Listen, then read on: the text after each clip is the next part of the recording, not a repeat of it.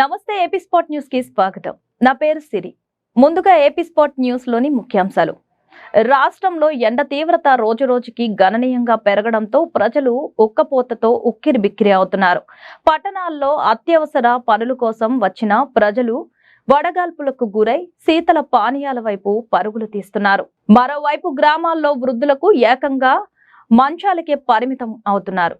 నిత్యావసర సరుకుల కోసం పట్టణాలకు రావాలంటే ఎక్కడ ఏ వడగాల్పులకు గురవుతామో అన్న భయం ప్రజలను వెంటాడుతుందని, రోడ్లకు ఇరువైపులా చెట్లను పెంచకపోవడంతో ఉన్న చెట్లను నరికివేయడంతో వడదెబ్బకు గురవుతున్న వాహనదారులకు సేద తీరేందుకు నీడనిచ్చే చెట్లు కరువు కావడంతో మరింత ఇబ్బందులను ఎదుర్కొంటున్నారు. ఇప్పుడే ఇలా ఉంటే ముందు ముందు రోజుల్లో ఎలా ఉంటుందో అన్న భయం ప్రజలను వెంటాడుతోంది.